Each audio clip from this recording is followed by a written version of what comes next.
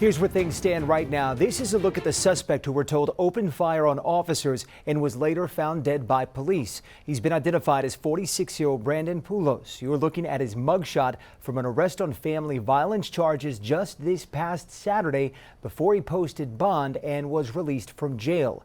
Also new tonight, the very latest on the conditions of the officers who were hurt in this incident. As of today, 6 of the 7 officers have been released from the hospital and are heading home to recover. We're told one of the officers does still remain in the hospital but is expected to make a full recovery. The officers involved have between 4 to 8 years of service with the department. We have asked for their names, but so far that information has not been released. We've also learned more about the suspect's background, including the criminal charges that he was facing. News 4 San Antonio's Mariah Medina joins us live with what we know so far and the questions we are still working to get answered. Mariah? Well, Jonathan, we know this all started with a call for a suicide in progress. A relative of the suspected gunman, Brandon Scott Poulos, called police just before 8:30 yesterday. The officers that initially responded to the call were shot by Poulos, a witness capturing some of that gun battle on camera. Officers taking fire and returning fire at a Stone Oak apartment complex that quickly became the scene of an hours-long standoff with the gunman, 46-year-old Brandon Poulos.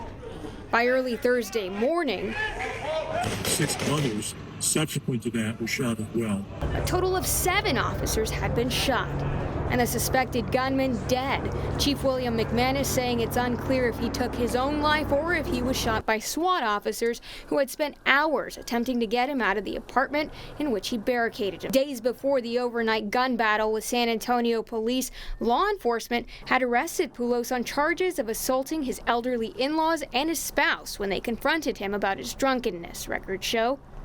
Police say he drove off after the assault and crashed his vehicle, netting him a charge of DWI second offense. He was released a day later on January 19th on bonds totaling $35,000 with conditions including a prohibition on possessing guns. Though Poulos, seen here in this doorbell camera video from Wednesday, clearly didn't follow that condition. Court records show his case was referred to Veterans Court this week, and online court records state Poulos was also referred for a mental health evaluation. And we did reach out to the Bexar County District Attorney's Office to ask what bond amounts they'd recommended for Poulos. They say they requested bonds totaling $40,000. A magistrate judge ultimately setting bonds for $5,000 less than the recommendation. And late this afternoon, we did confirm Poulos had 10 years of service in the Navy before separating in 2008. Reporting live in the Content Center, I'm Mariah Medina.